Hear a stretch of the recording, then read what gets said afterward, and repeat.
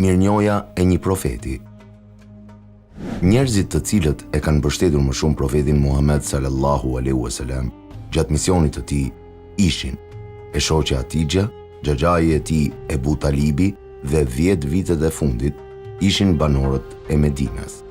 Edhe pse kishin kaluar 10 vite nga vdekja e Hatixhes dhe xhaxhait të tij, ai nuk e harronte nderin edhe mbështetjen që i kishin dhënë gjatë qëndrimit në Mekë. 10 vite më vonë, kur profeti Muhammed sallallahu alaihi wasallam hyn në Mekë si triumfues bashkë me muslimanët, ai do e kujtojë nderin dhe kontributin e të treve me 3 qëndrime të ndryshme.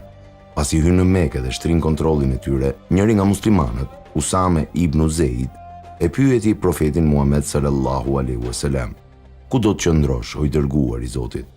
Profeti Muhammed sallallahu alaihi wasallam e kishte shtëpinë ku kishte jetuar me të shoqen e tij, Hatixhen, por kur ai ishte nisur për në Medinë, Akil ibn Ebi Talib, djali i xhaxhait të tij, ja kishte zaptuar dhe e kishte bërë të tijën. Profeti sallallahu alaihi wasallam e dinte këtë dhe ju përgjigj pyetësit: "Nuk më ka lënë shtëpi Akili?" Usame ibn Zeid i tha: "Merja, o i dërguar i Zotit. Në fund të fundit, ne kemi triumfuar dhe ajo është shtëpia jote." Profeti sallallahu alaihi wasallam ju përgjigj: "Jo, doja lë si shenjë mirënjohje për të atin e tij, Ebu Talibin." Kjo edhe pse ai ja kishte zaptuar shtëpinë dhe ishte akoma i dhujtar. Usame ibn Zeid e pyeti: "Atëherë, o i dërguar i Zotit?" Profeti sallallahu alaihi wasallam ju përgjigj: "Më ngrini një çadër pranë varrit të Hatixhes." Ai nuk kërkoi që çadra t'i ngrihej diku pranë Qabes apo në një vend në qendër të Mekës, por pranë varrit të ish shoqes së tij, Hatixhes, varri i të cilës gjendej larg Mekës, në një zonë që quhej Avali.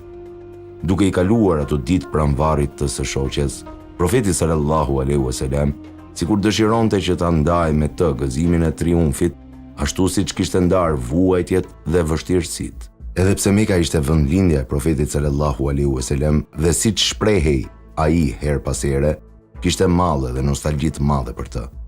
Ai kërkoi që t'i ngrihej një çadër dhe jo t'i ndërtojë një shtëpi.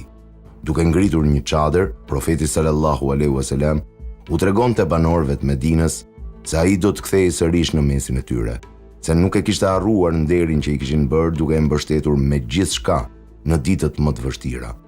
Edhe kur vdiq, profeti sallallahu alaihi wasallam u varros në Medinë dhe jo në vendlindjen e tij, duke treguar mirënjohjen e tij të thellë për banorët e Medinës.